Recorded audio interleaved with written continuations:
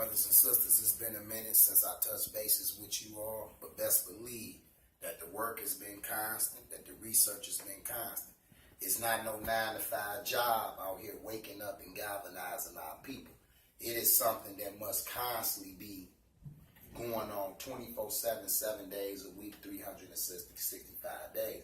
Because the system, the genocide that's perpetuated on our people, their designs, their structure is not wavering, period. They don't take days off. They don't take breaks. They don't take holidays. They don't take birthdays off. Nothing. Their system is in autopilot. It's automatically perpetuated around the clock, 365 days of the week, of the year, 7 days of the week. So, but today I want to touch on the latest trend that's going on with my people, and I want to try to stop this trend from spreading like wildfire. The reason that I'm going to stop this trend, because this trend is dangerous to the evolution of our people. It's dangerous to the mental elevation of our people, because it further disassociate us and disconnect us from our ancient mama land, and that's our people and our heritage in West Africa and Southwest Africa and the other portions of Africa that our ancestors from those portions of Africa descended from. And that trend is that we never came over here on boats. Our people was never chained up. They was never captured. They was never brought over here on ships, that we was already here. Understand this, brothers and sisters. I know people want to embrace that we was already here, that this is our land. It is our land. But that don't mean it's our land because we was originally here. It's our land because we've been here. We worked for this land. We built this land. We have fought for this land. We have worked for free for this land. So that makes this our land just as much as it make the natives that's here or the Europeans that's here who basically control this land. So in that aspect, yes, this is our land. And we don't have to disassociate ourselves or disconnect ourselves from the mama land in order to make claim to this land. Our claim to this land is that we built this land, our ancestors built this land on the back of free labor, plain and simple. And that this land would not prosper, would not be prosperous, and would not be such a great land if absent our ancestors' struggle, our ancestors' tragedy, our ancestors' plight, and what happened to them and they free labor that built this land. But let me tell you something, brothers and sisters. There's 3 races of people that exist. And anytime you're dealing with doctors, scholars, scientists, historians, we all going to talk about these 3 different races of people. And that's the Negroid, the Caucasoid, and the Mongaloid. If you look back when you was a child, what was all the jokes associated with? Black man, white man, and Chinese man. Because those are the 3 groups of people that originally existed in the earth.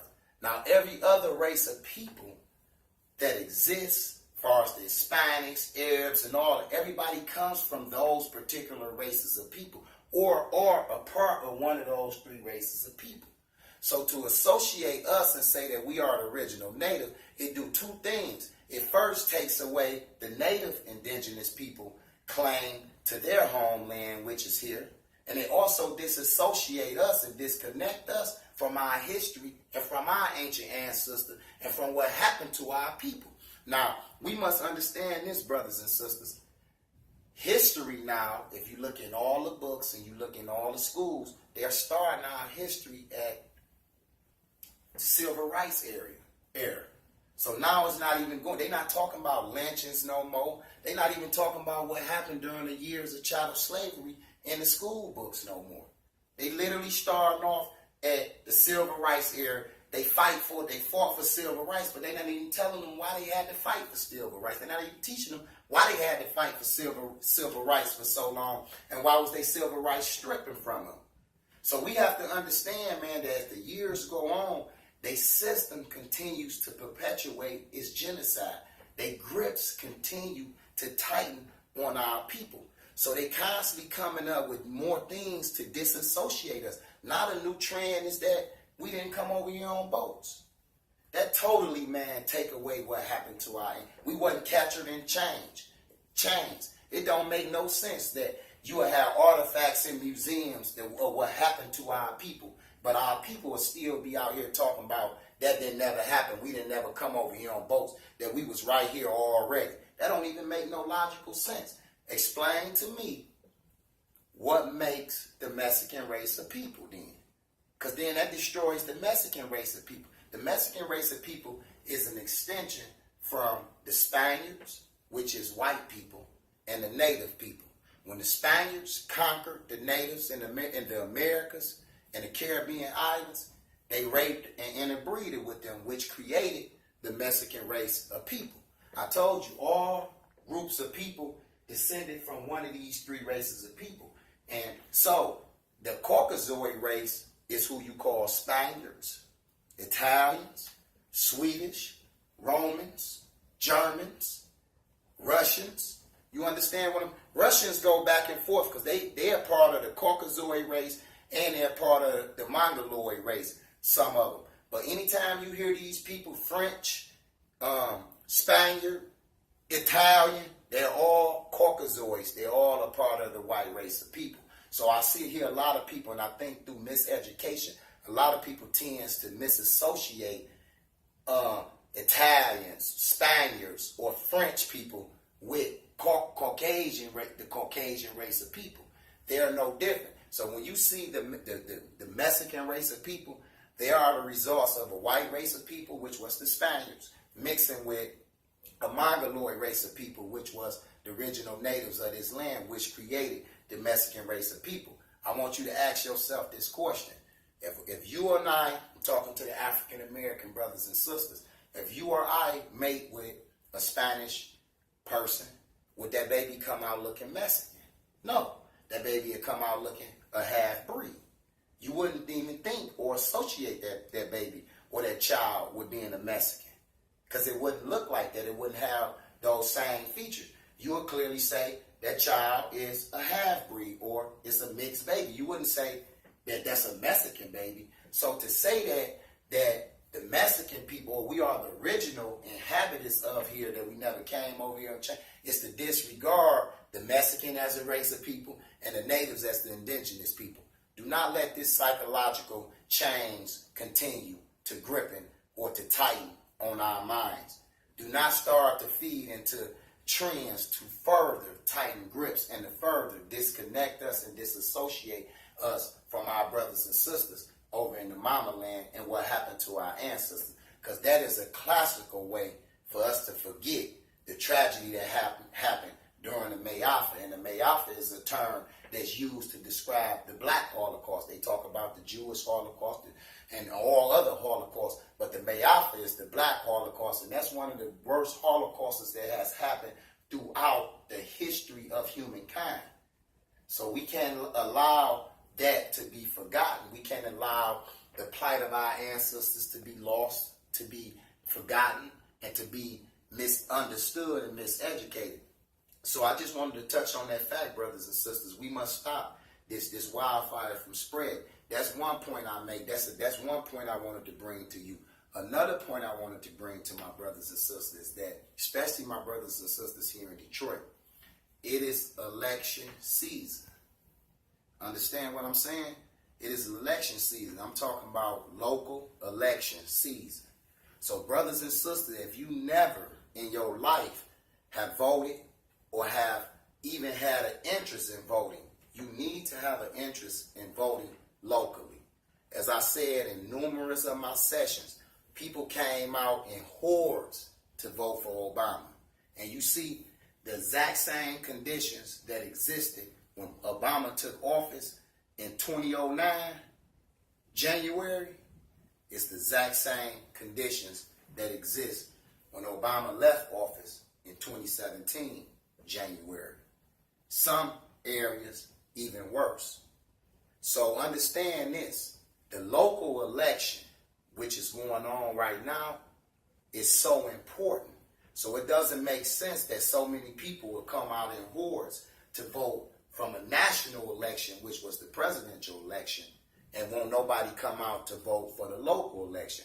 Now, I have attended many meetings pertaining to the social struggles that's going on in the city of Detroit, brothers and sisters. I actually was asked to leave a meeting last week because I simply told the people that's constantly arguing with people right here about them not voting in aspect of benefiting the residents in Detroit, not doing things in order to benefit the people in the community in Detroit. Now, if we have an issue with these people not voting in our favor, then why would we continue to go and vote for these people? So we must remember this in this upcoming election, and we must remember how important voting locally are. It changes everything from from services to education to the economy right here where we stay at.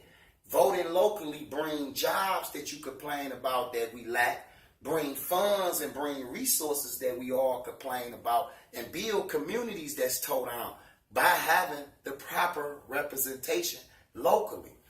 From a national level and from a state level, it cannot do nothing for us locally because they can't make decisions from a state or a national level to basically override them unless it's against us, or they would not make a decision to override our local government unless it's against the people. So we must understand this is a very, very important election.